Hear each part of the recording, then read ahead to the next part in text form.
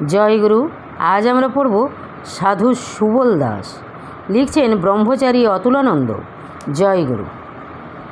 পুণ্যভূমি শ্রীহট্ট জেলা শ্রী শ্রী গৌরাঙ্গ মহাপ্রভুর পিতৃপুরুষগণের আবাসস্থল এবং অনেক সাধু মহাত্মার পুতরজ স্পর্শে পবিত্রীকৃত এই জেলার একটি ক্ষুদ্র পল্লীতে সুবল দাস জন্মগ্রহণ করেন। ইনি জাতিতে শূদ্র এবং মধ্যবিত্ত গৃহস্থ সন্তান। ইহার পূর্বপুরুষগণ সম্বন্ধে বিশেষ তথ্য কিছু পাওয়া যায় না, তবে তাহাদের মধ্যে অনেকেই সত্যনিষ্ঠ, ন্যায়পরায়ণ ও দেবদ্বিজ ভক্ত ছিলেন। বাল্যে উপযুক্ত শিক্ষাদি না পাইলেও সুবল দাস পরোপকারী, দয়ালু এবং সত্যনিষ্ঠ ছিলেন। সুতরাং গ্রামস্থ সকলেই তাহাকে স্নেহের চোখে দেখিতেন।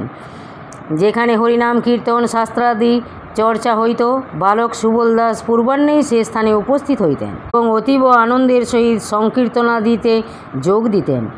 সাধু সন্ন্যাসী তাহার অত্যন্ত ভক্তির পাত্র ছিলেন। এই রূপ কিছুদিন অতিবাহিত হওয়ার পর সুবল দাস যৌবন দশায় উপনীত হইলেন। বাল্যকালের কোমল প্রবৃত্তিগুলি ক্রমশ তিরোহিত হইতে লাগিল। বয়সের সঙ্গে সঙ্গে উপযুক্ত সঙ্গী জুটিল। যৌবনের শত প্রলোভন আসিয়া উপস্থিত হইল। সেই বাল্যের অমীয় মধুর ভাবগুলি যেন কিছুদিনের জন্য মেঘাচ্ছন্ন সূর্যকিরণের ন্যায় চাপা পড়িয়া গেল।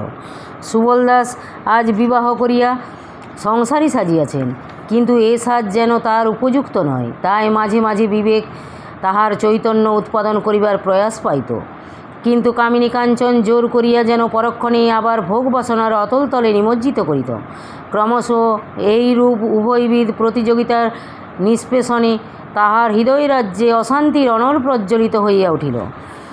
কিছুদিন পূর্বে যে কামিনী কাঞ্চনকে সুখ শান্তির উৎস জ্ঞানে জড়াইয়া ধরিয়াছিলেন, আজ সেইগুলি বিষবৎ বলিয়া মনে হইতে লাগিল। কিন্তু কি করেন, সংসারী সাজিয়াছেন, দায়িত্ব জ্ঞানে তাহাদিগকে ত্যাগ করিতে পারেন না। অগত্যা ভগবানের উপর নির্ভর করিলেন।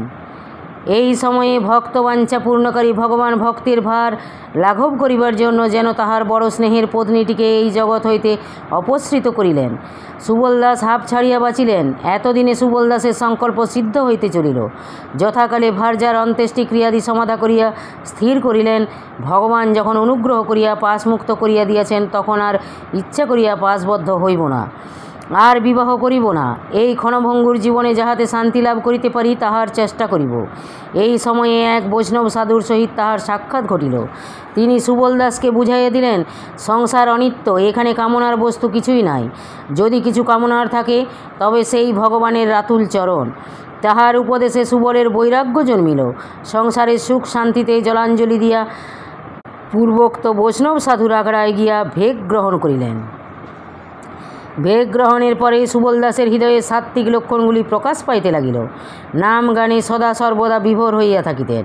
নাম মাহাত্ম্যে শরীরে পুলক, হর্ষ প্রভৃতি দেখা গেল এবং ভাবের উদয় হইল। দিবারাত্রি বোধ নাই, আহার নিদ্রায় ভ্রুক্ষেপ নাই। সদা সর্বদা হরিনাম সংকীর্তনে উন্মত্তবৎ হইয়া থাকিতেন। সে সময়ে যিনি তাহাকে দেখিয়াছেন, তিনি বিস্মিত হইয়াছেন। নামে মানুষকে এমন পাগল করে, তাহার ভাব দেখিয়া অনেক নাস্তিকের হৃদয় গলিয়া যাইত। কালক্রমে সুবল দাস ভক্ত বলিয়া তদ্দেশবাসীগণের নিকট পরিচিত হইয়া উঠিলেন। দলে দলে লোক তাহাকে দেখিবার জন্য, তাহার উপদেশাবলী শ্রবণ করিয়া কর্ণকুহর পরিতৃপ্ত করিবার জন্য তাহার নিকট আসিয়া উপস্থিত হইতে লাগিল।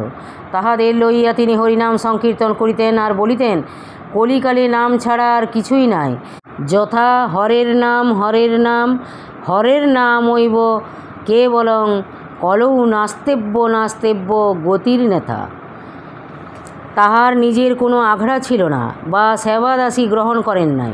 তিনি অধিকাংশ সময় বাহাদুরপুর মহাপ্রভুর আখড়ায় ও মধুপুর নিবাসী শ্রীযুক্ত দয়ালকৃষ্ণ দেব মহাশয়ের বাটিতেও অবস্থিতি করিতেন এবং হরিনাম সংকীর্তন করিয়া সময় অতিবাহিত করিতেন।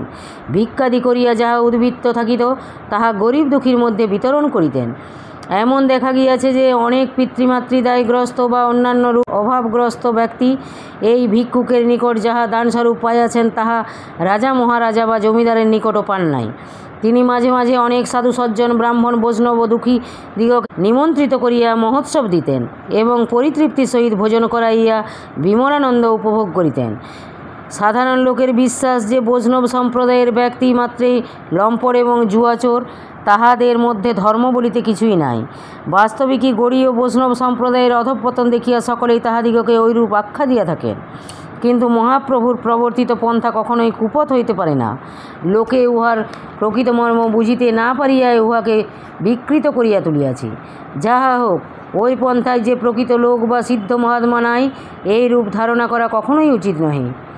সুবল দাসকেও অনেকে ঐরূপ কপটাচারী বলিয়া বিদ্রূপ করিত।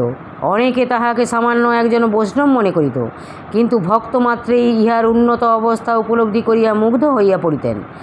যাহা হোক, ভক্ত সুবল দাস আদরে বা অনাদরে পৃথিবীর এক নিভৃত প্রান্তে থাকিয়া যে জ্ঞানের আলোচনা করিয়াছিলেন, যে শান্তি উপলব্ধি করিয়াছিলেন, পৃথিবীতে এমন কয়জন ভাগ্যবান জীব আছেন বলতে পারি না, যাহারা কখনো ওই রূপ শান্তি সুধারস আস্বাদন করিয়াছেন। এই রূপে কিছুদিন নাম মাহাত্ম্য প্রচার করিয়া সুবল দাস একদিন দয়ালবাবুকে বলিলেন, ভাই, জীবের পরমায়ুর কথা বলা যায় না।